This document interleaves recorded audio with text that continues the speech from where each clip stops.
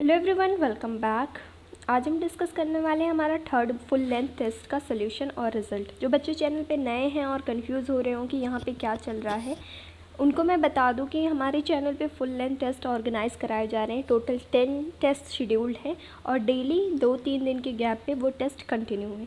अगर आप भी इस टेस्ट में शामिल होना चाहते हैं तो सर्च करें टेलीग्राम पे एंट्रेंस वॉरियर्स और हमारे टेलीग्राम चैनल से जुड़ जाए। डिस्क्रिप्शन में चैनल की लिंक भी दी गई है। आगे बढ़ेंगे, पहले हम डिस्कस करेंगे साइंस के सॉल्यूशंस, फिर मूव करेंगे लैंग्वेज के सॉल्यूशंस पे, फिर सर आपके मैथ्स के सॉल्यूशन को डिस्कस करेंगे और वीडियो के लास्ट में मैं आपको बताऊंगी रिजल्ट्स, कौन टॉप आया और कितनी कट ऑफ गई है ऑलमोस्ट। चलिए बढ़ते हैं। सबसे पहला क्वेश्चन है हमारा, endemic fauna species found in Pachmarhi biosphere reserves are. Pachmarhi biosphere reserve में पाई जाने वाली एंडेमिक फौना बोले तो एनिमल्स की स्पीसीज़ कौन सी हैं? Bison and flying squirrel. ठीक है, आगे बढ़ेंगे। अगला क्वेश्चन है, Kanha national park is located in. Kanha national park कहाँ लोकेटेड है? मध्य प्रदेश। बाकी अदर फुल लेंथ टेस्ट के कंपैरिजन में इसमें मैंने क्वेश्चंस बहुत इजी डाले हुए थे, सारे बुक के ही हैं ऑलमोस्ट। ठीक है, आगे बढ़ेंगे। अगला क्वेश्चन है, the species of plant and animals found in particular area is known as, they are known as endemic. ठीक है, जब आपसे कहेगा, पूछेगा species of plants and animals, species of plants and animals found in particular area, तब आप endemic species लगाओगे। ठीक है, अगला क्वेश्चन है, what is the revised forest policy of 1952 called. जो 1952 का रिवाइज्ड फॉरेस्ट पॉलिसी, उसे हम क्या कहते हैं? Forest act 1980। क्या कहते हैं? Forest act 1980। इसी फॉरेस्ट एक्ट 1980 को हम फॉरेस्ट एक्ट कंजर्वेशन ऑफ 1980 भी कहते हैं। अगला क्वेश्चन है हमारा, what is the process of conversion of, question आगे में से मैं क्वेश्चन रीड आउट कर देती हूँ। What is the process of conversion of fertile soils into desert soil. मतलब जो हमारी फर्टाइल सॉइल्स होती हैं वो डेजर्ट सॉइल में कन्वर्ट हो जाती हैं, उस प्रोसेस को हम कहते हैं desertification. Option number C. Next question है, Similipal biosphere reserve is located in. Similipal biosphere reserve कहाँ पे है? ये प्रीवियस ईयर में भी पूछा जा चुका है ये क्वेश्चन और मैंने कई दफ़ा डिस्कस भी किया है। Similipal biosphere reserve is located in Odisha. Next question, plants belonging to a particular area. जो प्लांट्स होते हैं किसी पार्टिकुलर एरिया को बिलोंग करें, उन्हें हम क्या कहते हैं? एक चीज़ ध्यान रखना है, यहाँ पे ये नहीं पूछ रहा है species of plants and animals. ठीक है, बस पूछ रहा प्लांट जो पार्टिकुलर एरिया को बिलोंग करते हैं उन्हें हम फौना कहते हैं। अगर इस प्लांट की जगह एनिमल दे देता तो अब फौना लगाते। ठीक है, प्लांट्स को हम फ्लोरा कहते हैं, एनिमल्स को हम फौना कहते हैं। आगे बढ़ेंगे। अगला क्वेश्चन है, project tiger was launched in. Project tiger कब लॉन्च किया गया था? 1973 में, 1 अप्रैल 1973। Next question, which of the following is natural resource. ठीक है, कौन सा नेचुरल फाइबर है? Which of the following is natural fibre? Cotton. The basic component of plant fibre. Plant fibre का बेसिक कंपोनेंट क्या होता है? सेलुलोज। ठीक है, कई दफ़ा हमने डिस्कस किया, प्लांट फाइबर का बेसिक कंपोनेंट है cellulose. Next question, which of the following is known as artificial silk. Rayon is known as artificial silk. Which of the following has fibre has highest tensile strength. सबसे ज़्यादा tensile strength किस fibre में है? Nylon में है। ठीक है, सबसे ज़्यादा खींचने की जो क्षमता है, खींचना होता है, तो वो नायलॉन में है। आगे याद रखिएगा, the coating on modern non stick cookware and electric iron is of Teflon. बताया ना, नॉन स्टिक कोटिंग जो होती है वो टेफ्लॉन से की जाती है ताकि उसमें ऑयल और चीज़ें ना चिपके। The 4R principle is reduce, reuse, recycle and recover. Option number A is correct, reduce, reuse, recycle and recover. बाकी सारे ऑप्शंस गलत हैं, ये NCERT का ही क्वेश्चन है। अगला question, acid rain is caused due to. Acid rain किसकी वजह से होता है? Sulphur dioxide and nitrogen dioxide की वजह से। आगे बढ़ेंगे। अगला क्वेश्चन है, the gas released from the intestine of cows, buffaloes and poultry animals is. पूछ रहा वो गैस जो एनिमल्स के, इन एनिमल्स में गाय, भैंस और पोल्ट्री एनिमल्स के इंटेस्टाइन से रिलीज़ होती है, उसे हम क्या कहते हैं? मीथेन कहते हैं हम। और ये methane one of the air pollutant है। बात समझ में? कुछ लोगों ने बायोगैस लगाया है जी। बायोगैस एक तरीके से उनके जो रेसिडुअल मटेरियल होते हैं जैसे गाय का गोबर, इन सब से बायोगैस बनाया जाता है, हम इंसान बनाते हैं उससे बायोगैस, वो ऑटोमेटिकली रिलीज़ नहीं होता। ठीक है, तो यहाँ पे सही ऑप्शन है मीथेन। आगे एग्जाम में अगर आ गया तो प्लीज़ इसको गलत नहीं करके आइएगा। ठीक है, बायोगैस हम बनाते हैं लेकिन ये जो गैस ऑटोमेटिकली नेचुरली रिलीज़ होता है वो है methane. Next question, water containing high salt concentration can be purified by. जो ऐसे पानी जिसमें बहुत ज़्यादा साल्ट है, बहुत ज़्यादा नमक है उसमें, तो उसको कैसे प्योरीफाई कर सकते हैं? उसे हम रिवर्स ऑस्मोसिस से प्योरीफाई करते हैं। बॉइलिंग से वो प्योरीफाई नहीं होगा। अगर आप उसको वो बॉयल करोगे, नमक तो उसी में रह जाएगा ना, नमक कहीं नहीं जाएगा। तो नमक को हटाने के लिए हम रिवर्स ऑस्मोसिस का इस्तेमाल करते हैं। प्लीज़ इसको क्लियर रखिएगा। ऐसा पानी जिसमें बहुत ज़्यादा सॉल्ट हो तो उसको हम कैसे प्योरीफाई करेंगे? उसको हम प्योरीफाई करेंगे बाय रिवर्स ऑस्मोसिस। अगले क्वेश्चन पे बढ़ते हैं। अगला क्वेश्चन हमारा, dash is produced from incomplete burning of fuel. जब फ्यूल इनकम्प्लीट बर्न होता है, मतलब ज़्यादा एयर का अमाउंट नहीं रहता, तब कौन सी गैस प्रोड्यूस होती है? Carbon monoxide. जब इनकम्प्लीट कंबस्सन होता है, इनकम्प्लीट बर्निंग होती है फ्यूल की, तब कार्बन मोनोऑक्साइड, और जब कंप्लीट बर्निंग होती है फ्यूल की तो कार्बन डाइऑक्साइड गैस प्रोड्यूस होता है। आगे बढ़ेंगे। अगला क्वेश्चन है, 1 bar is equal to 10 to the power 5 newton per metre square. Option number A 10 to the power 5 newton metre square. ठीक है, यहाँ पे आप इसकी जगह पास्कल भी लिख सकते हो। अगला क्वेश्चन हमारा, part of the eye which controls the entering of light is called iris. अगले क्वेश्चन पे बढ़ेंगे। The example of an exhaustible natural resource. Exhaustible मतलब जो ख़त्म हो जाए, तो कोल हमारा एक एग्जॉस्टेबल नेचुरल रिसोर्स है, बाकी सारे इनएग्जॉस्टेबल हैं। अगला है हमारा, the change which occur at adolescence are controlled by. जो चेंजेस होते हैं एडोलिसेंस एज पे, उसको कौन कंट्रोल करता है? Hormones. They are controlled by hormones.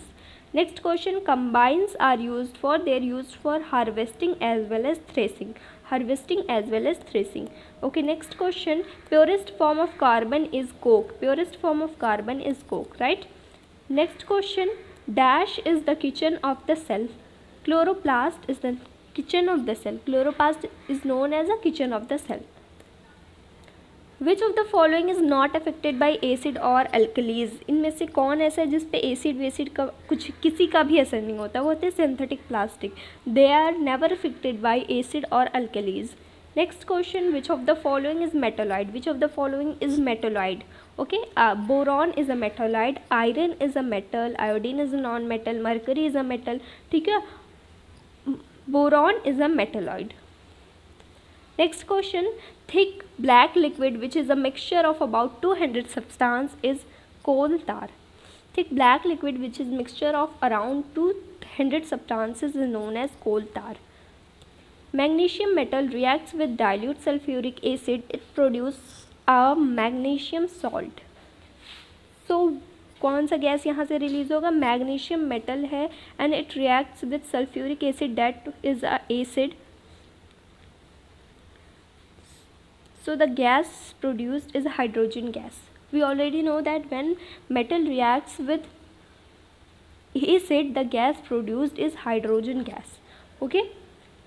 Next question, the percentage of nitrogen in atmosphere is 78%. The percentage of nitrogen is 78% in atmosphere. Choose the following. Choose the adverb from the following. You have to choose one adverb. ठीक है, adverb में मैंने आपको बताया था बहुत common सी चीज़ होती है पहचानने के लिए, एल वाई. ठीक है, लास्ट में अक्सर एल वाई लगा रहता है. तो चारों ऑप्शन देखेंगे आप, walk, good, fast, slowly. Slowly is an adverb. अक्सर मोस्ट केसेस में एडवर्ब के लास्ट में एल वाई लगा रहता है, ये चीज़ ध्यान रखिएगा. आगे बढ़ेंगे. Synonym of entertainment. आज के जो सारे क्वेश्चन थे ये मैंने डाला हुआ था कॉन्सेप्टम की गाइड से. ये सिनोनिम, एंटोनिम, फिर भी कुछ लोगों ने गलत किया. एटलीस्ट जो कॉन्सेप्टम गाइड में या आपके पास सफ़ीकुर रहमान गाइड है उसमें जो दिया हुआ है उससे तो याद कर लो सिनोनिम, एंटोनिम. पता नहीं क्यों लोगों ने इतना भी नहीं याद किया कि उसमें जो दिए हैं एटलीस्ट उतना याद कर ले. इंटरटेनमेंट का होता है अम्यूज़. इंटरटेनमेंट का सिनोनिम है अम्यूज़. आगे बढ़ेंगे. Antonym of defame. डिफेम का एंटोनिम क्या? प्रेज है. ये सारे कॉन्सेप्टम से ही हैं. अगर आपको अभी तक नहीं याद है तो प्लीज़ कॉन्सेप्टम के जो सिनोनिम एंटोनिम है वो याद कर लें। हिंदी इंग्लिश के जो MCQs दिए हैं, एक एक MCQs को सॉल्व कर डालें प्लीज़, इतना कर लें, ठीक है। इससे ज़्यादा करने की ज़रूरत नहीं है, फ़िलहाल के लिए इतना ही कर लें। ये भी गलत हो रहे हैं तो उसका मतलब आप सीरियस नहीं हो। Life history of a person written by other is called biography, ये भी कॉन्सेप्टम का ही क्वेश्चन है। Which of the following is correct spelling, which is the correct spelling embarrassment, ठीक है, RRSS, ये भी कॉन्सेप्टम से ही डाला हुआ है मैंने। The train comes at 10 o'clock, discuss किया है प्रपोजिशन में, टाइम के पहले एट लगा देते हैं, डेफिनेट टाइम के पहले हम एट का इस्तेमाल कर लेते हैं। अगला question, I have been preparing for exam dash last Monday, since last Monday, क्यों मैम? क्योंकि एक पॉइंट ऑफ टाइम दिया है कि कब से आप प्रिपेयर कर रहे हो एग्ज़ाम के लिए, पिछले मंडे से करो। ये नहीं कह रहा पिछले 2 साल से कर रहे, पिछले 10 साल से कह रहा, बस कह रहा पिछले मंडे से करे, कि पॉइंट ऑफ टाइम दिया गया है तो हम सिंस का यूज़ कर ले रहे हैं। Yesterday an European came to our house, article मैंने पढ़ा दिया और बहुत अच्छा सा तरीका बताया था आपको, बस इसको हिंदी में लिख लो। यूरोपियन हिंदी में लिखोगे क्या आ रहा है? पहला जो वर्ड है वो क्या है? एक व्यंजन है। व्यंजन के साथ मैंने क्या बताया था, क्या लगाना है? ए लगाना है।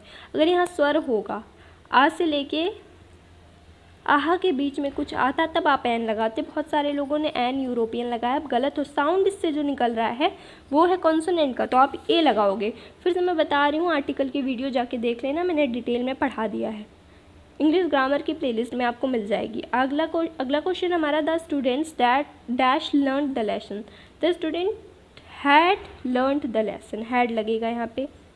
बाकी ऑप्शंस गलत हो जाएंगे क्योंकि हैज़ बीन, हैड बीन के साथ वर्ब की ING फॉर्म लगती है, वाज के साथ भी वर्ब की ING फॉर्म लगती है, हैड के साथ V3 लगता है तो हमने हैड लगा दिया। She dash attend college since 4 July, since और फॉर किसके साथ यूज़ होता है? सिंस और फॉर किसके साथ यूज़ करते हैं हम? जो प्रेजेंट परफेक्ट कंटिन्यूअस है वहाँ पे हम सिंस और फॉर का यूज़ करते हैं, और वहाँ पे हमेशा ये वाला चीज़ लगता है, बीन लगता है और वर्ब की ING लगती है। तो हम यहाँ पे लगा रहे हैं has been attending college since 4 July. एक बार फिर से जाके टेंस की वीडियो देख लीजिएगा आप, जिसको भी कन्फ्यूज़न हो। अगला क्वेश्चन है, गीतांजलि के लेखक कौन है? गीतांजलि के लेखक है रविन्द्रनाथ टैगोर। अगेन कॉन्सेप्टम की गाइड से है क्वेश्चन, मैं फिर से रिपीट करूँगी, जितने भी हिंदी उर्दू या इंग्लिश के क्वेश्चन दिए गए हैं कॉन्सेप्टम में MCQ के फॉर्म में, वो एक एक आपको सॉल्व होने चाहिए, ठीक है, एक एक आपको सॉल्व होने चाहिए। कुछ एक्स्ट्रा क्वेश्चन है, जैसे हर साल पूछ लेता है कि ईदगाह कहानी के लेखक कौन है, या किसी बुक का नाम देके पूछ लेता है कौन है, तो हम अज्यूम नहीं कर सकते कि कौन सा पूछेगा, बट एटलीस्ट जो कॉन्सेप्टम में दिया हुआ उतना तो कर लो, उतने में से आ गया तो आसानी से कर लोगे। अगला क्वेश्चन है, आँख का तारा होना बहुत प्रिय होना, मुहावरा है एक। ये थोड़ा क्वेश्चन मिस हो गया, आकस्मिक है यहाँ पे। आकस्मिक का उल्टा क्या होता है? आयोजित। आकस्मिक मीन्स सडनली, ठीक है, और आयोजित मतलब प्रिपेयर्ड है, पूरा प्लान्ड है। अगला क्वेश्चन, नर होना निराश करो मन को, रचयिता कौन है? इसके रचयिता हैं मैथिली शरण गुप्त। कहाँ से ये क्वेश्चन डाला मैंने? कॉन्सेप्टम से। अभी पिछले साल का पेपर उठा के देखोगे तो वहाँ पे सर्वेश्वर दयाल सक्सेना का एक पोएम दे दिया गया था, जो कि आपकी बुक में है भी नहीं, वो क्लास 9th के चैप्टर से था। तो ये क्वेश्चन मैंने डाला कॉन्सेप्टम में, वहाँ पे ऐसे एक आध क्वेश्चन है, उनको आप जाके MCQ जो भी दिए होंगे उनको सॉल्व कर लीजिएगा। जिनके पास बुक नहीं है, टेलीग्राम चैनल पे मैंने हिंदी इंग्लिश कॉन्सेप्टम का ग्रामर मैथ्स और साइंस अपलोड कर रखा है, वहाँ से भी आप सॉल्व कर सकते हो फ़ोन में देख के। तो इसके राइटर है मैथिली शरण गुप्त जी।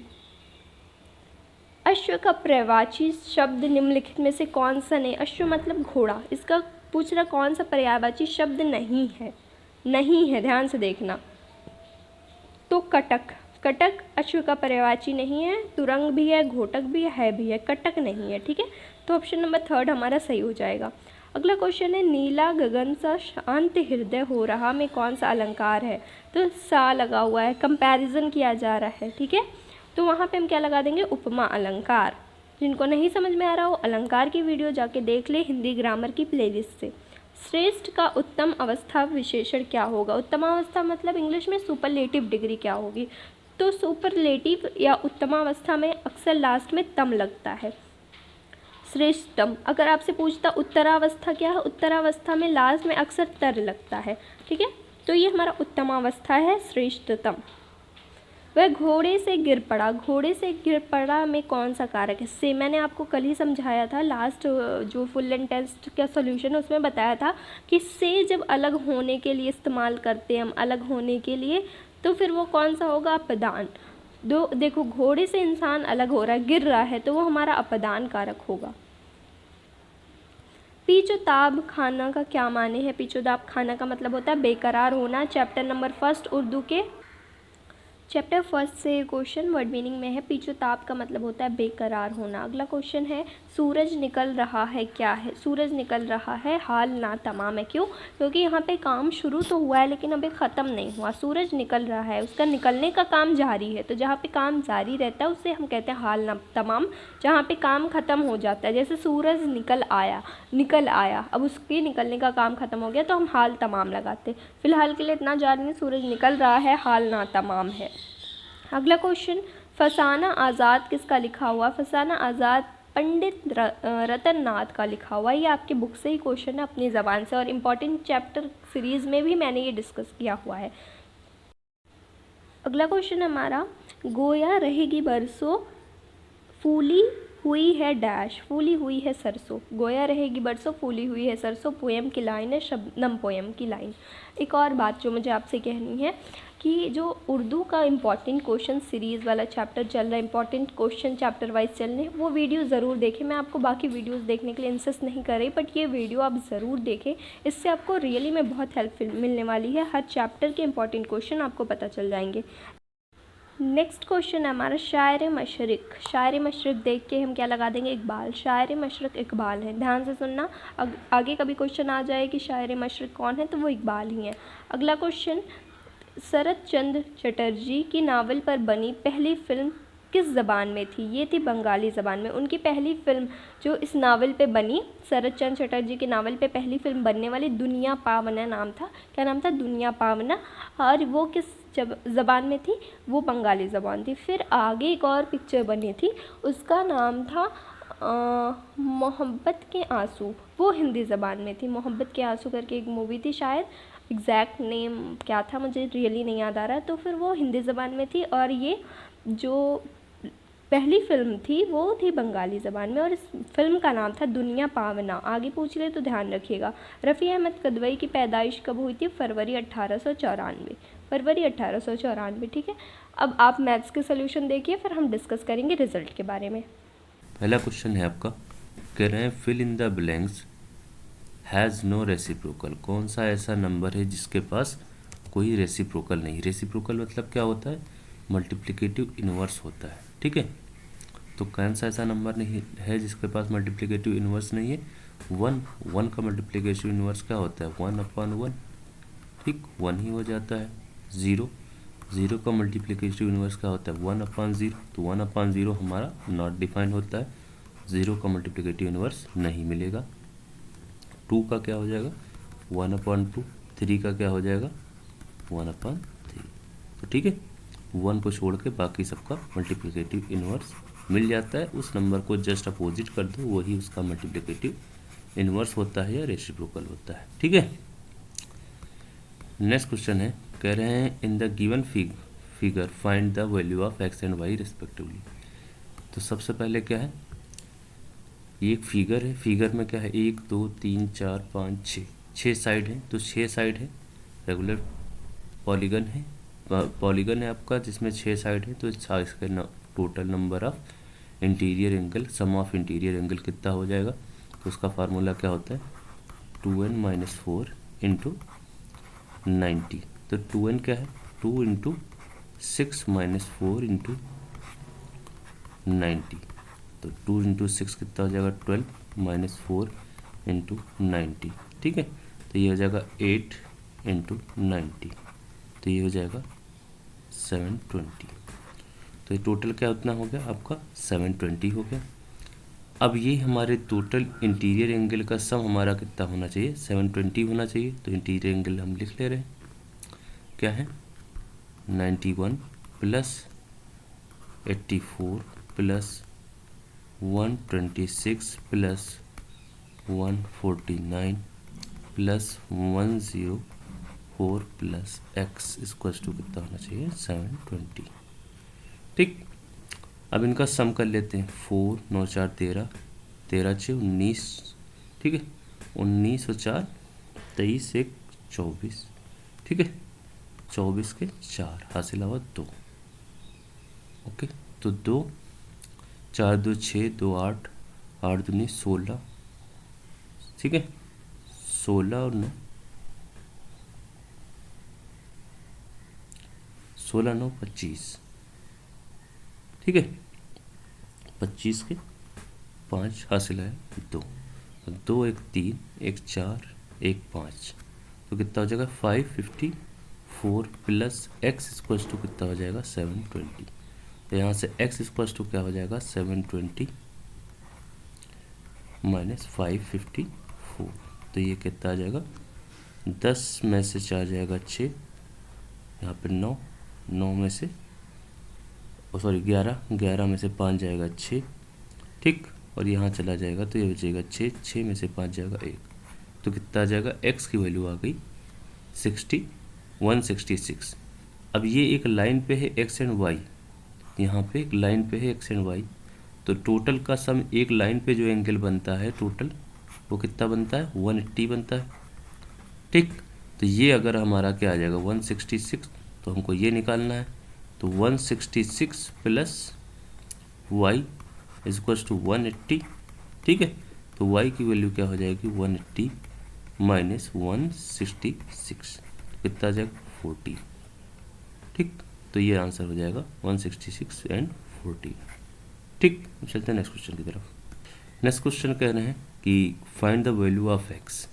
तो ये एक फिगर इस टाइप से है, ठीक है, ये कोई फिगर है ऐसे, और ये वैल्यू x है, और ये हम x माइनस 10 है, और ये x है। तो कह रहे हैं हमारे x की वैल्यू पता करनी है। तो ये एक लाइन पे एंगल बन रहा है, ठीक है, तो टोटल कितना बन रहा होगा 180, तो इन दोनों का सम 180 के बराबर होगा, तो x plus x minus 10 equals to क्या हो जाएगा 180। ठीक, तो x और x क्या हो जाएगा 2x माइनस 10 इक्वल्स टू 180, ठीक है, तो 2x इक्वल्स टू क्या हो जाएगा 190, तो x इक्वल्स टू क्या हो जाएगा 190 डिवाइडेड बाई 2, ठीक है, तो ये हो जाएगा आपका आंसर।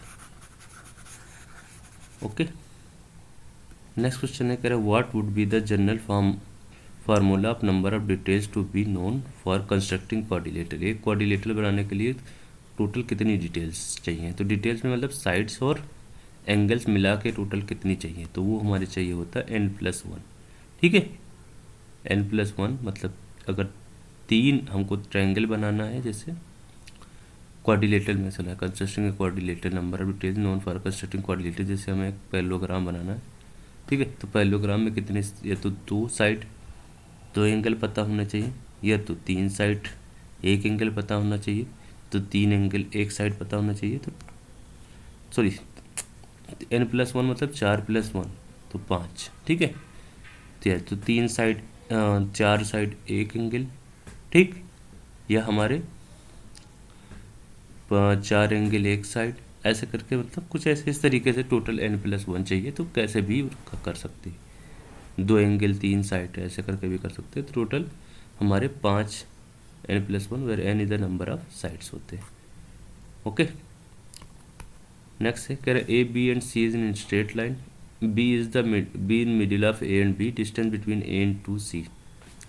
तो हमारी एक स्ट्रेट लाइन है, ये ए है, ये बी है, ये सी है, ठीक है, और यहाँ से यहाँ की डिस्टेंस कितनी गई है 2.1 इंटू 10 की power 11 A to C, A to B दी गई है 3.12 इंटू 10 की पावर 9, तो बी टू सी निकालनी है, तो ये पूरे में से इतना हटा देंगे तो ये निकल जाएगी, तो पूरा कितना है 2.1 इंटू 10 की पावर 11, और ये हमारी पावर हमारी क्या लिखा है 3.12 इंटू 10 की पावर 9।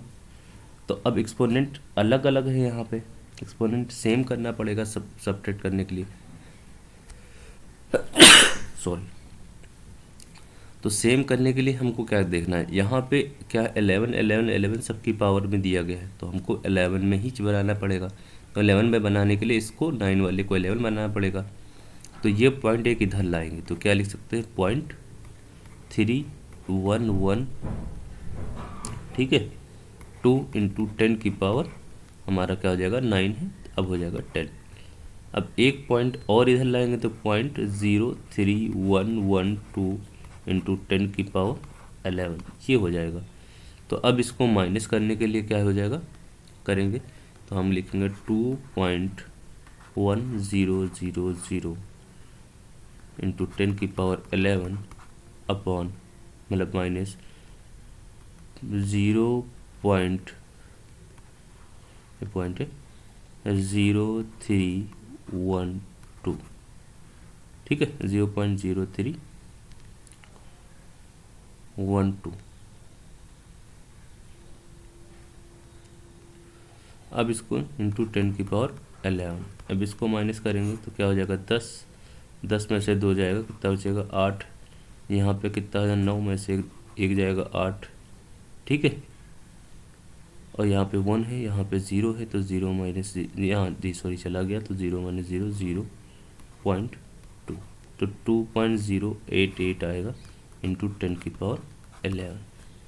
तो यहाँ पे तो कोई ऑप्शन है नहीं, से गलत है, फिर ऑप्शन इसमें गलत दिए गए, तो ऑप्शन होगा 2.088 इंटू 10 की पावर 11 होगा। अगर किसी का आंसर ये आया है तो उसका आंसर सही है, ठीक है, वो अपने नंबर काउंट कर सकता है। नेक्स्ट क्वेश्चन है, कह रहे हैं इसको स्टैंडर्ड फॉर्म में लिखना है। What is the standard form.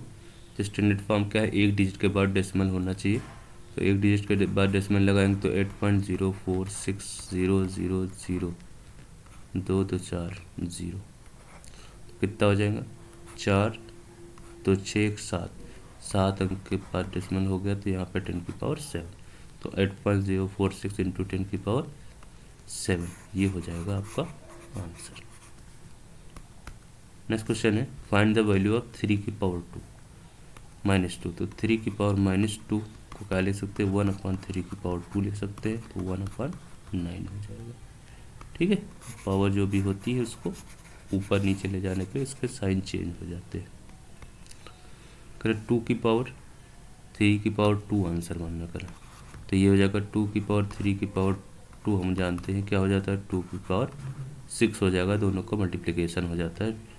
2 a की पावर m की पावर n बराबर क्या होता है, a की पावर m इंटू n हो जाता है, ठीक है। तो 2 की पावर 6 कितना हो जाएगा, 64, ठीक है।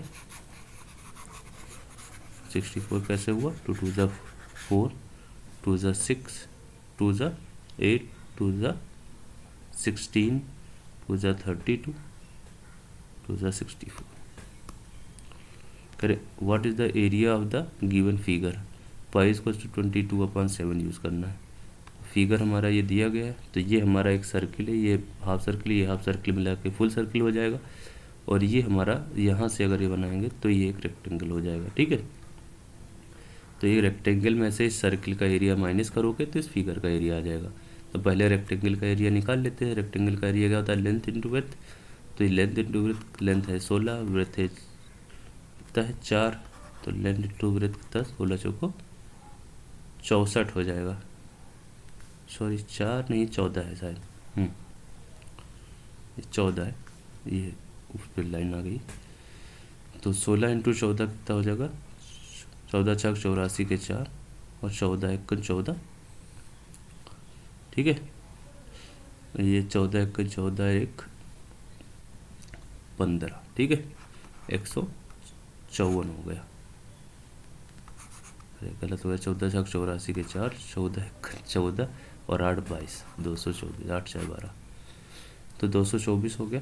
अब क्या करना है, इसका एरिया हमारा टोटल एरिया हो गया। अब इसका एरिया निकाल लेते हैं, इसका क्या होता है पाई r², तो टोटल 14 है, तो हाफ कितना हो जाएगा, क्योंकि 14 हमारा डायमीटर है, रेडियस कितना हो जाएगी 7, तो क्या हो जाएगा 22/7 इंटू 7 का स्क्वायर, तो इस स्क्वायर से ये 7 कट जाएगा, 7 दूनी 14, 7 दूनी 14, ठीक है। तो 154 ये हो जाएगा। तो 224 माइनस 154 कितना हो जाएगा, 10 में से 4 जाएगा 0, ठीक है। यहाँ हो जाएगा 2 है, तो यहाँ 14 और 11, 11 में से 5 जाएगा यहाँ 47 जी। यहाँ पे 4 में से 4 गया 0, तो ये क्या हो गया 12, 12 में से 5 गया 7, और यहाँ से 1 आ जाए तो 1 में से 1 गया 0, तो ये 70 मीटर स्क्वायर, क्योंकि ये मीटर में दिया गया तो 70 मीटर स्क्वायर इसका एरिया हो जाएगा। ओके, चलते हैं नेक्स्ट क्वेश्चन की तरफ। अगला क्वेश्चन है, कह रहे हैं कि हमारा इसका find the surface area of the given cylinder. तो सरफेस एरिया क्या हो जाएगा, इसका टोटल सरफेस एरिया होगा। तो टोटल सरफेस एरिया क्या होता है, 2 pi R H plus 2 pi R square, ठीक है।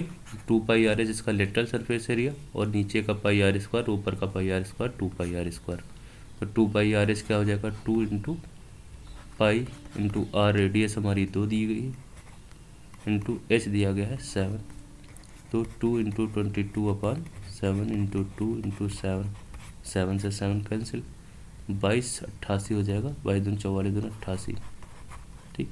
अब 2 पाई आर स्क्वायर, तो 2 इंटू 22/7 इंटू आर स्क्वायर, यानी कि 4 का स्क्वायर, ठीक है। तो 4 दूनी 8 हो जाएगा, 4 दूनी 8 88, ठीक है। तो 2 इंटू 88/7, तो 8 दूनी 16 के 6, ठीक, और 8 दूनी 16 117, 176 डिवाइड बाई 2, ठीक। तो ये हो जाएगा 2 8 16, ओके। तो ये हो जाएगा 176/7, तो ये हो जाएगा 7 दूनी 14, 14 3 17 36, 7 बचे 35, ठीक है। 1 बचा, 7 1 7, 30 हो जाए, 7 चौक 28, ठीक है। 25.14 हो जाएगा। तो अब ऐड कर लेंगे, टोटल एरिया क्या है, ये 88 प्लस 25.14 ये आ जाएगा, ठीक। तो ये हो जाएगा 5483, 8 5 13 के 3, 8 2 10 11, 113.14, ठीक। तो ये हो जाएगा हमारा आंसर। नेक्स्ट क्वेश्चन कह रहा है, if the edge of the cube is doubled, cube की एज डबल कर दिया, then how many time the volume will increase. तो साइड का क्यूब होता है हमारा वॉल्यूम, ठीक है। अब साइड को हम क्या करें, डबल कर दें, ठीक है। तो 2 टाइम्स साइड हो जाएगा, वो का क्यूब हो जाएगा, ठीक है। तो 2 का क्यूब इंटू साइड का क्यूब, और साइड का क्यूब ये एक क्यूब का एरिया है, तो ये देख लो 2 2 ज़ा 4 2 ज़ा 8, 8 इंटू साइड का क्यूब हो जाएगा, तो जाएगा 8 टाइम ये इसका इंक्रीज हो जाएगा, ठीक है। नेक्स्ट क्वेश्चन है, find the area of the given quadrilateral. Area of given quadrilateral एक जनरल क्वाड्रिलेटरल है, इसका एरिया क्या होता है, 1/2 H1 plus H2 into D, जहाँ डी डायगोनल होता है, H1 H2 क्या होते हैं, साइड से ये डिस्टेंस होती है, डायगोनल की डिस्टेंस होती है दूसरे कॉर्नर से, तो इसकी डिस्टेंस क्या है 2, तो H1 इक्वल्स टू क्या हो जाएगा 2, और H2 इक्वल्स टू हो जाएगा 4, और डायगोनल D इक्वल्स टू हो जाएगा 9, तो 1/2 2 प्लस 4 इंटू 9, तो 4 2 6, तो 1/2 6 इंटू 9, 2 3 3 6, तो 3 9 27 सेंटीमीटर में है, तो सब सेंटीमीटर स्क्वायर, ठीक है। नेक्स्ट क्वेश्चन है, कह रहा find the value of angle N from the given figure. तो इसमें एन की तो वैल्यू दी गई है, ठीक है। एन की वैल्यू, इंटीरियर एंगल का तो वैल्यू दी गई है, ठीक है। यहाँ पे ओ की नहीं दी गई है, इसमें थोड़ा मिस प्रिंटिंग है शायद क्वेश्चन में। तो एंगल ओ की हमको पता करना है, तो टोटल ये क्या है, 1 2 3 4 5 साइड है, 5 साइड है, तो टोटल सम ऑफ एंगल क्या हो जाएगा 2n - 4 मल्टीप्लाइड बाई 90, तो 2 मल्टीप्लाइड बाई 5 - 4 इंटू 90 हो जाएगा, तो ये हो जाएगा 6 मल्टीप्लाइड बाई 90, तो ये हो जाएगा 540। ठीक।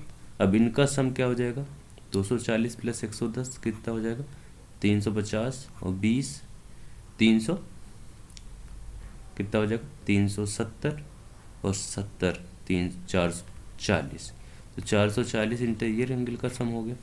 ठीक है, और ये हमारा प्लस में x, तो x को निकालने लेंगे, टोटल 540 में माइनस कर देंगे तो 0, 4 माइनस 4 0 और 5 माइनस 4 0 1, तो ये 100 आ जाएगा आंसर। ठीक है।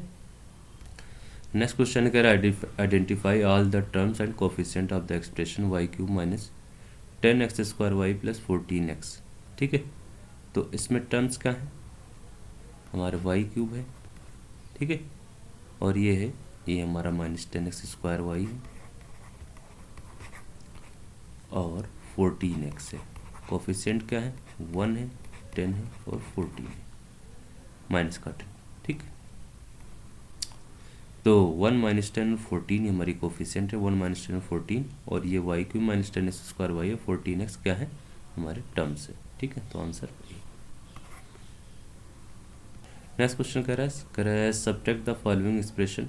तो सब्ट्रैक्ट करने के लिए हम क्या करेंगे, इसमें से इसको सब्ट्रैक्ट करना है फ्रॉम, इसको from, subtract the expression two from इससे, तो 15a square B minus 6b square A minus 5b minus करना है 30a स्क्वायर बी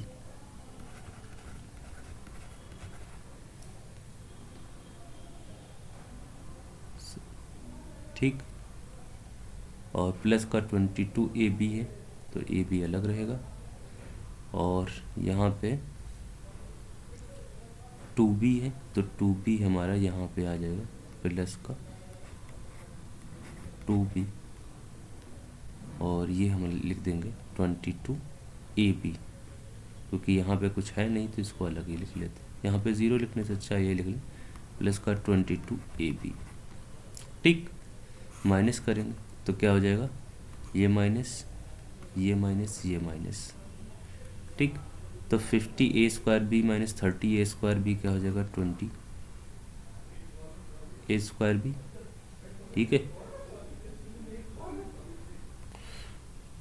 ओके। फिर हम जब यहाँ आएंगे तो यहाँ 6b स्क्वायर ए, और इधर यहाँ पे b स्क्वायर ए कहीं है नहीं, तो माइनस का 6b स्क्वायर ए आ जाएगा। फिर क्या है, ये माइनस का 22ab हो जाएगा, क्योंकि इसको माइनस कर रहे हैं, तो माइनस का 22ab, और ये दोनों सेम है, तो 5b और माइनस 2b कितना हो जाएगा, माइनस का 7b। ठीक है, तो 20a स्क्वायर बी, तो 20a स्क्वायर बी तो कहीं है नहीं, तो इसमें तो ऑप्शन है नहीं कोई।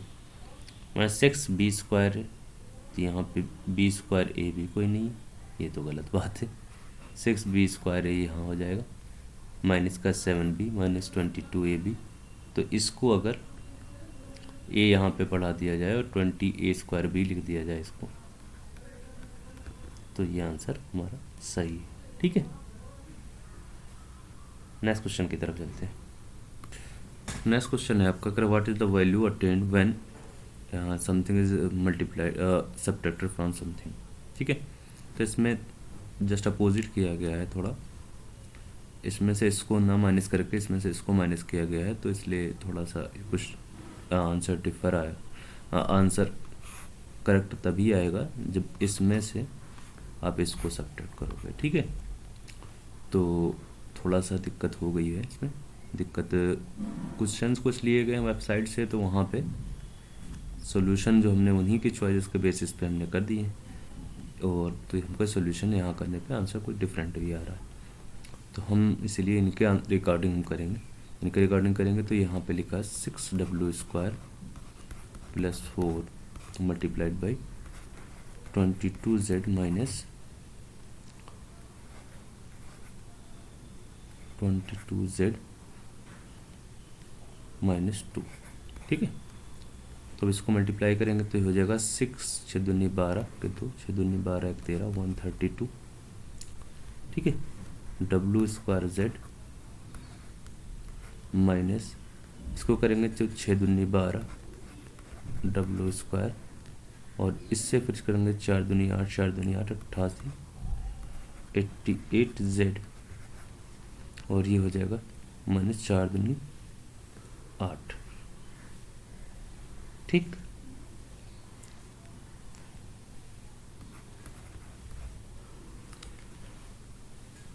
अब इसको जब मल्टीप्लाई करेंगे तो क्या हो जाएगा, 2z -3 multiplied by 4w² minus z, तो 2 4 ज़ा 8 w² z। ठीक है, और ये हो जाएगा 2z और z मल्टीप्लाई करेंगे तो क्या हो जाएगा,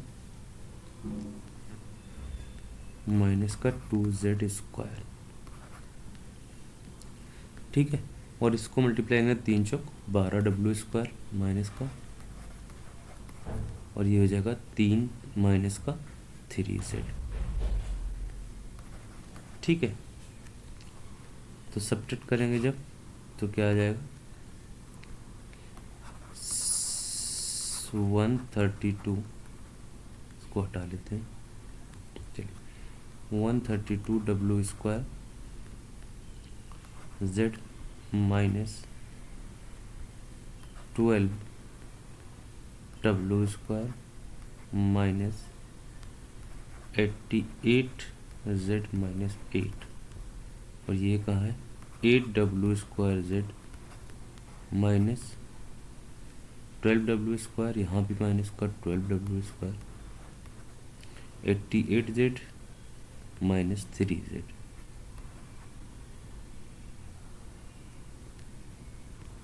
ठीक है,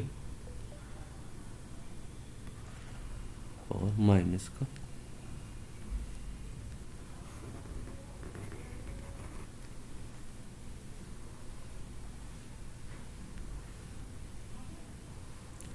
ठीक, ये हो जाएगा 8w² माइनस 2z², तो माइनस का 2z² भी लिखना है। ठीक, तो माइनस करेंगे तो ये हो जाएगा माइनस, ये हो जाएगा प्लस, ये हो जाएगा प्लस, और ये हो जाएगा प्लस, तो 132w², तो 8 4 12, तो 124 हो जाएगा। ठीक, यहाँ पे लिख देते हैं 124w² z बचेगा, -12w² और माइनस का 12w² प्लस माइनस, इससे ये कैंसिल हो जाएगा, 88z और माइनस का प्लस का 3z, तो माइनस का हो जाएगा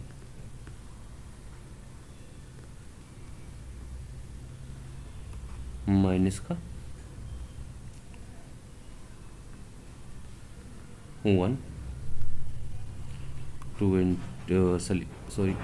85z। फिर इसको क्या करें, यहाँ पे क्या लिखा है माइनस का 8, तो यहाँ पे माइनस का 8 है नहीं, तो ये है 2z² माइनस का 2z, तो प्लस का 2z² हो जाएगा, और माइनस का 3z, तो ये हो जाएगा प्लस का 3z। ठीक है, तो अब यहाँ देखिए, देन यहाँ पे जिसे 124w² से 132w² z माइनस करेंगे हमारा 8w² z। ठीक है, तो 124w² z बच जाएगा। ठीक, -12w² माइनस करेंगे में से -12w², तो जब माइनस करेंगे इसका सिंबल चेंज हो जाएगा, ये 0 हो जाएगा, इससे ये हट जाएगा। ठीक, फिर यहाँ 88z है, यहाँ पे 3z है, तो 88z माइनस 3z करेंगे तो हमारा क्या हो जाएगा, अब देखो यहाँ पे 88z है, तो 88z माइनस 3z हम करेंगे तो यहाँ पे -3z है, तो ये हो जाएगा 88z माइनस माइनस यहाँ प्लस हो जाएगा, ये हो जाएगा 91z हो जाएगा प्लस का। ठीक है, फिर हमारा क्या है, यहाँ पे अब जो -8 है और यहाँ पे माइनस में 8 नहीं है, तो माइनस का 8 आ जाएगा। ठीक है, और फिर क्या हो जाएगा, माइनस का 8 के बाद में यहाँ पे एक्स्ट्रा क्या है 2z²। ठीक है, क्योंकि हम जब इसको मल्टीप्लाई कर रहे हैं -3 को z से कर रहे हैं तो -3z, और जब 2z को ये कर रहे हैं z से तो ये क्या आ रहा है 2z का स्क्वायर, तो प्लस का 2z स्क्वायर हमारा ज़्यादा आ रहा है, तो ये 2z स्क्वायर हमारा यहाँ पे हो गया। तो 124w square z plus 91z plus 2z square minus का 8, यही हो जाएगा आंसर, जो कि इन सब में से कोई भी ऑप्शन नहीं है, ये ऑप्शन यहाँ पे रॉन्ग दिए गए हैं। ठीक है, तो ये क्वेश्चन आप अगर सब्ट्रैक्ट करने पे यही आपका आंसर आ रहा है तो आप एक नंबर अपना काउंट कर सकते हैं। ठीक है, चलते हैं नेक्स्ट क्वेश्चन की तरफ। नेक्स्ट क्वेश्चन है, कह रहे हैं the list price of dress is RS 3000, there is 30% discount on the item, what is the sale price. सीधी बात इसका 30% निकाल के सब्ट्रैक्ट कर दो, तो 3000 मल्टीप्लाइड बाई 30 डिवाइड बाई 100, तो ये 2 0 से ये कैंसिल, तो ये हो जाएगा 900, तो 3000 माइनस 900 हम करेंगे तो क्या हो जाएगा 2100। ठीक है, तो ये आपका क्या आ जाएगा price, what is the sale price. ठीक है, नेक्स्ट क्वेश्चन कह रहे हैं the cost price of house is 25 lakh, the house repair cost is 1,50,000, the house was sold by 20% profit, what is the selling price. तो सबसे पहले 25 लाख और ये हमारा 1,50,000। ठीक है, तो इन दोनों को ऐड कर देंगे तो 25 और 26, 25 लाख और 1,50,000। ठीक है,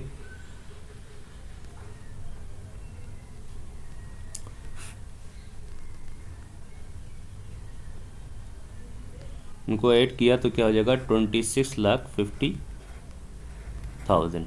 ये आ गया हमारा टोटल अमाउंट हो जो इन्वेस्ट हुआ हमारे घर खरीदने में और बनवाने में।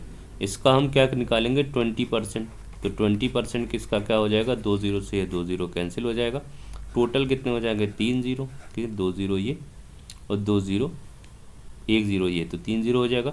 2 पंचे 10 के 0, 2 छक 12 और 1 13 और 2 दूना 4 1 3 और 2 दूना 4 1 5। ठीक है, तो ये हो जाएगा 53 लाख। ठीक है, 53 लाख रुपये हमारे टोटल तो ये आ जाएगा 5,30,000। ठीक है, सॉरी 53 लाख बोलने के लिए 5,30,000 ये आ जाएगा इसका प्रॉफिट जो ले रहा है, और ये 26,50,000 ये है।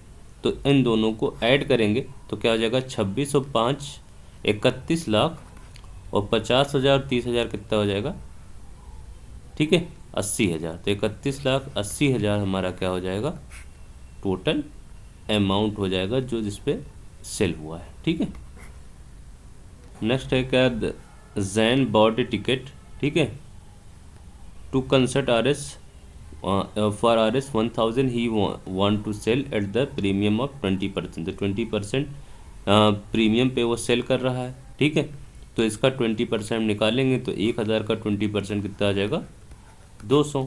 ठीक है, और 200 रुपये इसमें ऐड करके कितना हो जाएगा 1200। ठीक है, नेक्स्ट क्वेश्चन कह रहे हैं विच of the following number is a square and perfect cube. ठीक है, तो स्क्वायर एंड परफेक्ट क्यूब हमारा है, तो अब एक नंबर लें 4 ले लें, 4 का स्क्वायर का हो जाएगा 4 चौक 16 चौको 64, तो यह 4 का क्यूब हो जाएगा कितना 64, तो 64 परफेक्ट क्यूब है। 8 ले लिया तो 8 इंटू 8 का है 8 8 64, तो 8 का स्क्वायर यानी कि परफेक्ट स्क्वायर की भी है 64 स्क्वायर है। ठीक है, और 64 हमारा परफेक्ट स्क्वायर भी है। ठीक, तो ये 64 जो है वो परफेक्ट स्क्वायर भी है, परफेक्ट क्यूब भी है। ठीक है, नेक्स्ट क्वेश्चन है हमारा, कह रहे हैं कि there are non square number between 65 का स्क्वायर एंड 66 का स्क्वायर। तो हमने एक चीज़ बताई थी कि 66 का स्क्वायर को हम क्या लिख सकते हैं 65 का स्क्वायर प्लस और 65 प्लस 1 का स्क्वायर लिख सकते हैं। ठीक है, तो और ये है 65 का स्क्वायर। ठीक, अब दो नॉन स्क्वायर जैसे 3 नंबर का बिटवीन जब पता करते हैं, जैसे 1 2 3 4 5, तो 1 2 3 4 5 के बिटवीन में हमने कहा 1 और 5 के बीच में कितने नंबर हैं, तो 1 2 3 नंबर हैं, तो 5 में से 1 जाएगा जब हम करेंगे 5 - 1 करेंगे तो कितना आएगा 4।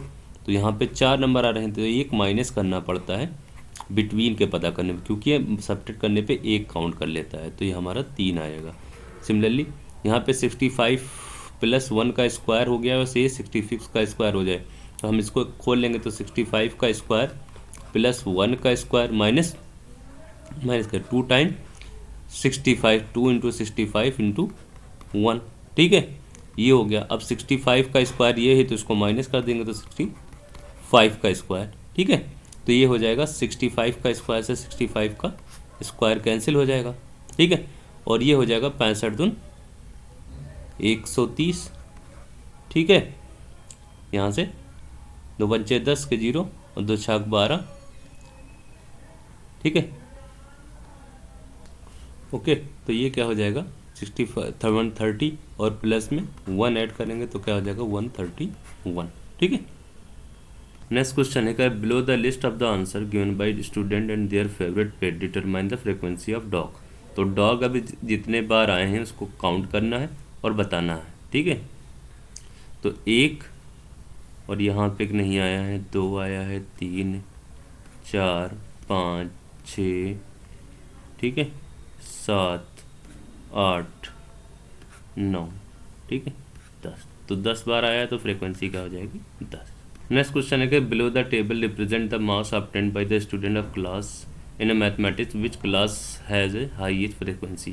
तो यहाँ पे थोड़ा छोटा हो गया है, तो सबसे हाईएस्ट फ्रीक्वेंसी जिसमें सबसे ज़्यादा मार्क्स मतलब लोगों को मार्क्स मिले होंगे, नंबर ऑफ स्टूडेंट ज़्यादा होंगे, ठीक है, वो हो हाईएस्ट फ्रीक्वेंसी होगी, ठीक है। अब ये हमारी टेबल दिख नहीं रही तो हमारी 20 to 30 आप लोग देख पाए होंगे, 20 to 30 होगी, इसमें नंबर ऑफ़ फ्रीक्वेंसीज और रिपीटेशंस ज़्यादा होंगी, इसलिए वो 20 to 30 जो उसके सामने वाला इंटरवल होगा वही होगा हाईएस्ट इंटरवल फ्रीक्वेंसी, ठीक है। नेक्स्ट जो हमारा क्वेश्चन है, below the histogram of the number of people in the range of 125 year, how many people are older than 13 year and younger than 25 year. तो इसमें भी ग्राफ हमारा दिख नहीं रहा, तो ग्राफ नहीं दिख रहा तो ग्राफ हमारा ये है, ठीक है। तो इसमें देखिए ये हैं हमारे 9 to 13, ठीक है, और ये है 13 to 17। तो 13 to 17 कितने हैं 24, ठीक है, और फिर 17 to 21 कितने हैं 9, और फिर 21 से 25, तो 25 से यंगर 25 से पहले तो ये भी ऐड होंगे, ठीक है। तो 9 4 13 और 24 कितना हो जाएगा 37 पीपल हो जाएंगे, ठीक है। तो टोटल 37 पीपल हो जाएंगे जो यंगर होंगे 25 से यंगर होंगे और 13 से ओल्डर होंगे, ठीक है। अब चलते हैं नेक्स्ट क्वेश्चन की तरफ। नेक्स्ट क्वेश्चन है आपका, करें below the pie graph showing the sales of store in each quarter which quarter has the lowest sales, ठीक है। तो कौन से क्वार्टर में लोवेस्ट सेल्स हमारी है वो बताना है, ठीक है, ओके। तो इसमें भी ग्राफ पता नहीं चल रहा है तो ग्राफ हमने अलग से शो कर लिया है। तो ये हमारा ग्राफ है जिसमें फर्स्ट क्वार्टर ये हमारा है 20%, सेकंड क्वार्टर है 40%, थर्ड क्वार्टर है 16% और फोर्थ क्वार्टर है आपका 24%, ठीक है। तो सबसे लोवेस्ट कितना है 16%, वो कौन सा क्वार्टर है थर्ड क्वार्टर है। तो थर्ड क्वार्टर में कितना हो जाएगा आपका, यहाँ से थर्ड क्वार्टर आंसर हो जाएगा, लोवेस्ट सेल थर्ड क्वार्टर में हुआ है, ओके। अब चलते हैं नेक्स्ट क्वेश्चन की तरफ। नेक्स्ट क्वेश्चन कह रहा है the perimeter of square and side is. तो साइड अगर हमारा बढ़ेगा, साइड इंक्रीज होगी तो पेरीमीटर क्या होता है सम ऑफ इट्स साइड्स होता है, ठीक है। अगर साइड का साइज इंक्रीज होगा तो हमारा क्या होगा पेरीमीटर भी बढ़ जाएगा। तो डायरेक्ट प्रोपोर्शन, एक बढ़ने से दूसरा बढ़ रहा है तो डायरेक्ट प्रोपोर्शन, एक घटने से दूसरा घटता है तो एक बढ़ने से दूसरा घटता है तो इनवर्स प्रोपोर्शन, ठीक है। अपोजिट में होता है तो इनवर्स प्रोपोर्शन। नेक्स्ट क्वेश्चन है द कॉमन फैक्टर ऑफ, इसके कॉमन फैक्टर पूछ रहा है। तो 6x³ y⁴z²। तो 6x³ हमारा क्या है तो इसको क्या लिखना है 2 × 3 × x और फिर इसको क्या लिख सकते हैं y और फिर इसको z को क्या ले सकते हैं z × z। दूसरे में क्या है 21 है, 21 को लिख सकते हैं 7 त्रिक 3 into 7 into x into x into y. ठीक है, तो अब तीसरे में क्या है 3 इंटू 5 15, ठीक है, into x into x into x. तो तीनों में एक्स हैं सबसे पहले, तीनों में एक्स हैं तो देख लें, एक एक्स यहाँ पे है, एक एक्स यहाँ पे, एक एक्स यहाँ पे, तो एक एक्स आ गया, ठीक, मल्टीप्लाइड बाई, फिर एक एक्स यहाँ पे है, एक एक्स यहाँ पे है, एक एक्स यहाँ पे है, ठीक है, तो ये आ गया एक्स। ठीक, अब यहाँ पे 2 ही एक्स थे तो अब 2 से ज़्यादा एक्स कॉमन में नहीं आ सकते। ठीक, अब वाई यहाँ पे है बट यहाँ नहीं है तो वो भी नहीं आ सकता। अब क्या है 2 3 ज़ा 6, यहाँ पे 3 है, यहाँ पे 3 है, ठीक है, 3 यहाँ पे भी है और 3 यहाँ पे भी है, तो तीनों जगह 3 है तो यह 3 कॉमन आ जाएगा। ठीक है, तो 3 इंटू एक्स क्या हो जाएगा 3x², तो तीनों में कॉमन क्या आ जाएगा 3x²। ठीक है, नेक्स्ट क्वेश्चन है find the value of A be in the following. अब देखो ऐसे जब क्वेश्चन हो तो सीधी बात है ऑप्शन रख के देख लो, ए और बी है, ठीक है, ए और बी का सम 1 आ रहा है, तो किसका और किसका सम मिला के 1 आता है। ठीक है, तो ऐसे अगर हम सोचेंगे तो 5 और 1 और 2 का सम भी 1 नहीं आता, किसका किसका सम आ सकता है, तो 1 से बड़ा ही कुछ लेंगे, तो 1 से बड़ा कुछ लेंगे तो उसका मतलब एक डिजिट का ही लेना, तो दोनों का सम 1 नहीं आएगा। तो यहाँ पे देखो 5 और 6 रखोगे तो क्या हो जाएगा 5 6 11 का 1 हो जाएगा। ठीक है, तो ऑप्शन से रख के देख लो, तो ए और बी दोनों है तो दोनों का सम कहाँ से आ रहा है, 5 + 5 10 आ रहा है, नहीं आ रहा, 6 5 11 यहाँ से आ रहा है। ठीक है, तो 6 5 11 आ गया, ठीक मान लिया। फिर 11 का कितना हो गया 1 आ गया, अब 11 का 1 और फिर यहाँ पे 3 2 5 हो रहा है, और एक इधर से ऑप्शन आएगा 6 आएगा, तो पहला वाला 6 अब देखो यहाँ पे 6 और 5 11, तो ए की वैल्यू हम अगर 5 लें, बी की वैल्यू 6 लें, ठीक है, तो 5 और 6 कितना हो जाएगा 11, 5 और 6 11, 11 के 1 तो, और यहाँ पे 3 2 5, तो बी की वैल्यू हमने 5 लिया है, बी की वैल्यू 6 लिया है। ठीक है, तो इस तरीके से तो यहाँ पे 3 2 5 और 1 6 आ जाएगा, तो ये 6 हो जाएगा, तो यहाँ पे 61 बनेगा। ओके, तो अब अगर हम उल्टा कर लें 6 और 5 कर लें, तो 6 और 5 तो यहाँ पे 11 आ जाएगा जैसे ये ऑप्शन है, बट यहाँ पे 3 2 5 और 1 6 आ जाएगा, तो यहाँ पे दूसरा वाला 6 नहीं बनना है, दूसरा वाला तो 5 आ रहा है कि बी की वैल्यू हमारी यहाँ पे 5 है, तो ये नहीं बनेगा। तो इस तरीके से हम ऑप्शन रख के हम डायरेक्टली पता कर सकते हैं कि कौन सा बन रहा है कौन सा नहीं बन रहा है, कभी भी ऐसे क्वेश्चन हो। ठीक, ज़्यादातर क्वेश्चन में क्या होगा सम ही ऐसे बन रहा होगा। नेक्स्ट क्वेश्चन है आपका, कह रहा the number 15287 is divisible by, ये किससे डिवाइड हो सकता है। तो अब देखो इसमें कई तरीके हमने पढ़े, 3 से डिवाइड होने के लिए क्या है, इसका सम हमारा 3 से डिवाइड होना चाहिए, तो 1 + 5 + 2 + 8 + 7, ठीक है, तो 5 1 6 2 8 8 8 16 16 6 23 23 हमारा 3 से डिवाइड हो रहा है, नहीं हो रहा है। 9 से डिवाइड होने के लिए भी ऐसा यही है कि हमारा दोनों का सम, पूरे का सम हमारा 3 से डिवाइड नहीं होना, और 3 से डिवाइड होना चाहिए। तो यहाँ 5 1 6 6 2 8 8 2 16, ठीक है, और 7 6 13 होता है 23 23, ये भी 9 भी डिवाइड नहीं कर रहा है। अब 7 से डिवाइड करने के लिए क्या होता है, ओके, अब डिविजिबल बाई 7 के लिए हम इसको डिवाइड करके ही देख लेंगे, 15 2 87, ठीक है, डिवाइड बाई 7, तो ये हो जाएगा 7 दूनी 14, 1 यहाँ से बचेगा 12 हो जाएगा, ठीक है, 7 दूनी 14 होता था, 7 7 जा 7 5 बचेगा 58, 7 7 49 7 8 56, ठीक है, तो 6 7 8 56, 2 बचेगा 27, तो 7 3 21 7 4 28, तो 7 से डिवाइड नहीं हो रहा है, तो 7 से भी डिवाइड नहीं हो रहा है, 9 से भी डिवाइड नहीं हो रहा है, 3 से भी डिवाइड नहीं हो रहा है, तो नन ऑफ द एबव, ये किसी से भी डिवाइड नहीं हो रहा है। ठीक, अब चलते हैं नेक्स्ट क्वेश्चन की तरफ। नेक्स्ट क्वेश्चन है, कह रहे हैं ए बी मल्टीप्लाइड बाई 2 और बी 0 2 आना चाहिए। तो इसमें क्या करना है, ए बी यहीं ऑप्शन से देख लेते हैं, ए और बी 0, इसको 2 से मल्टीप्लाई करना है, बी 0 2 होना चाहिए।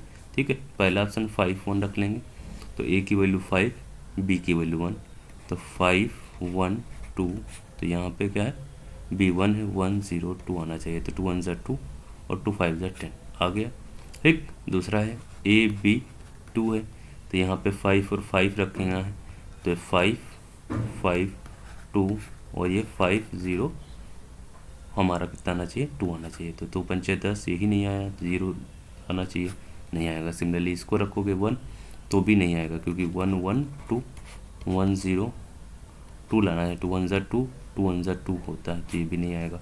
1 5 भी रखेंगे तब भी नहीं आएगा। ठीक है, तो ऑप्शन में ए और बी की वैल्यू पुट करके हम देख लेंगे, तो कुछ क्वेश्चन तो ऑप्शन से ही डिस्कार्ड हो जाएंगे। ठीक, इनको सॉल्व करने की ज़्यादा दिमाग लगाने की कोई ज़रूरत नहीं है। ठीक है, तो इस तरीके से यहाँ पे मैथमेटिक्स का पोर्शन ख़त्म होता है। जो क्वेश्चन कुछ ऑप्शन में गलत हुए हैं उसके लिए माजरत चाहते हैं, नेक्स्ट टाइम में ऐसा कुछ कोशिश करेंगे कि ना हो। चलिए रिज़ल्ट देख लेते हैं। सबसे पहले बॉयज़ का रिज़ल्ट डिस्कस करेंगे। आज से बॉयज़ गर्ल्स का अलग होगा, बॉयज़ की कितनी कट ऑफ जा रही है, गर्ल्स की कितनी कट ऑफ जा रही है, इस मॉक में वो बात करेंगे। तो बॉयज़ में फ़िलहाल के लिए 77 गया हुआ है। 2 लोगों ने सेम नंबर ला के फर्स्ट पोजीशन सिक्योर किया, अनीस सिंह ने और मोहम्मद रयान फ़ारिदी ने, दोनों के 77 है। गर्ल्स की बात कर लेते हैं, तो गर्ल्स में भी 77 ही गया है इस दफ़ा, अफ़सा महफूज और समन का। ठीक है, अफ़सा महफूज और समन ने दोनों 77 स्कोर करके सेम पोजीशन सिक्योर की है। एक और बात जो बतानी है, वो मैथ्स के कुछ ऑप्शंस इधर उधर हो गए थे, उसकी वजह से कुछ मार्क्स कम हो गया बच्चों का, वरना ये 77 क्रॉस करके 80 तक जाना। चलें कोई बात नहीं, आगे से ध्यान रखा जाएगा कि ऑप्शंस गलत ना हो। अक्सर ये ऑप्शंस गलत हो जा रहे हैं मैथ्स में। दूसरी चीज़, जो भी बच्चा 2 बार अटेम्प्ट कर रहा है, मतलब 5 बजे वाले क्विज़ में भी घुस जा रहा है, 9 बजे वाले क्विज़ में भी घुस जा रहा है, एक चीज़ ध्यान से सुन लें, आपको जितनी दफ़ा अटेम्प्ट करना हो आप करें, लेकिन जो आपका मार्क्स कंसिडर किया जाएगा आपसे, वो फ़र्स्ट टाइम का होगा। जो आपने फ़र्स्ट टाइम में अटेम्प्ट किया, जितने मार्क्स आएंगे मैं उन्हीं को लेके रैंकर लिस्ट बनाऊँगी। ठीक है, उसके अलावा जो लेट के मार्क्स आए हैं, बाद के मार्क्स, उनको मैं कंसिडर नहीं करूँगी।